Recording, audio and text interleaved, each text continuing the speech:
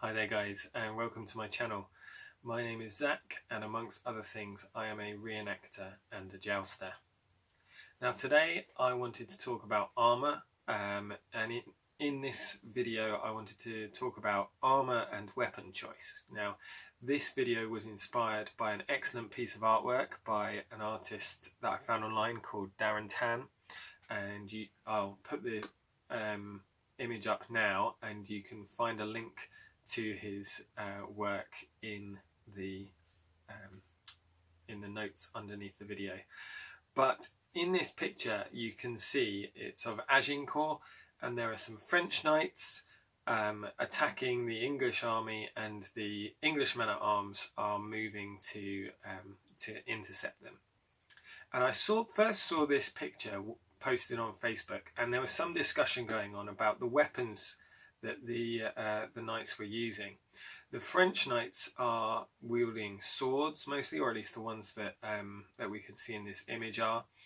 And the discussion was basically going around, well, actually that's probably wrong, because if you're in plate armor, then you're either using a polearm with a sword as your secondary weapon, or you're half swording.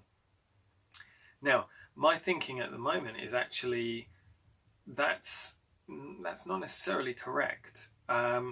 We do tend to talk about swords as a secondary weapon, but that doesn't mean that that wouldn't be your first choice in a particular situation.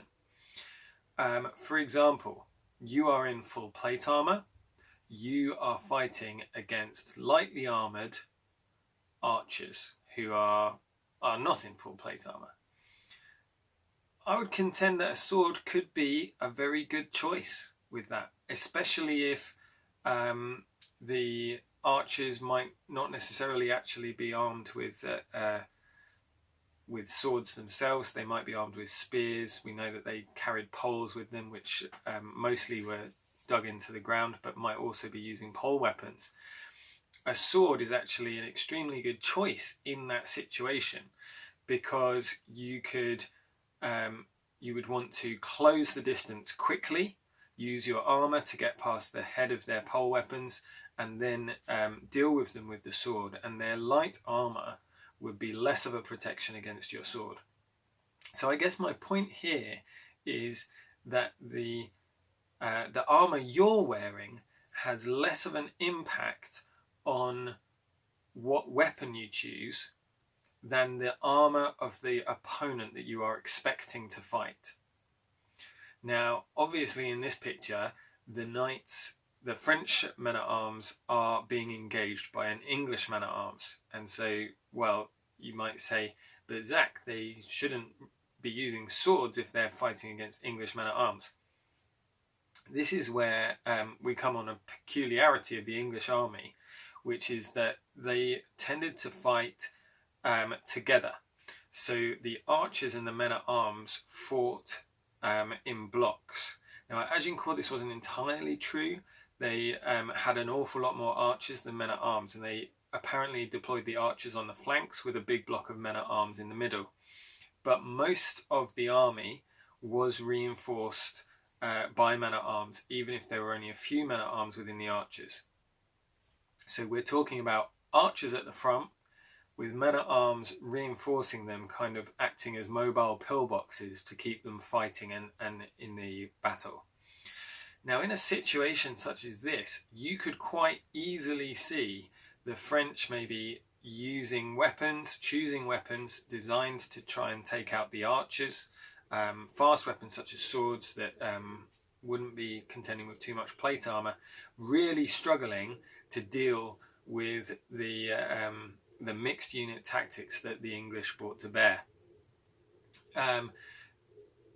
Okay, Zach, so in this particular picture, the French man-at-arms is not half-swording against a plate-armoured English knight. Well, I've never fought in a battle, but if someone was rushing at me with a poleaxe and I was carrying a longsword, I'm not sure that I would switch to half sword straight away. the guard that he's in, I know it as the ox, but I'm sure in other countries it's called different things. But what I find that very useful for is opening up distance. It gives you a very long reach with your sword. It threatens the opponent's face, which in this image we can see the English man-at-arms has got his visor up. It threatens the opponent's face, which forces them to maybe not close the gap quite as quickly, which I would say would be beneficial if you're not expecting a counter-attack from men-at-arms. You might initially go into a stance like that, which is designed to threaten someone's face and maybe keep them at arm's length a little bit longer.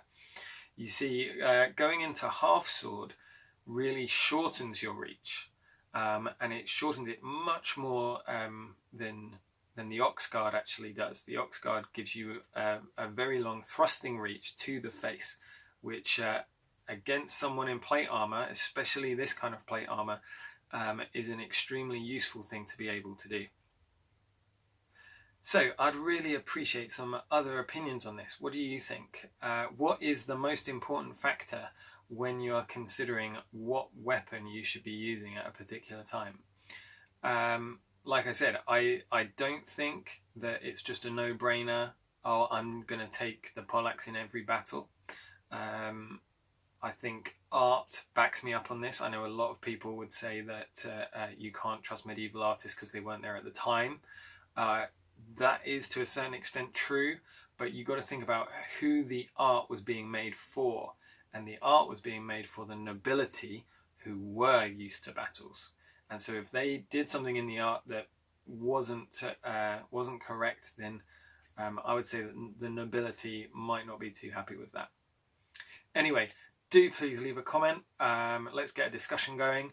Leave a like if you liked it. If you disliked it, definitely leave a comment, because I would love to know what I could do to make these videos better.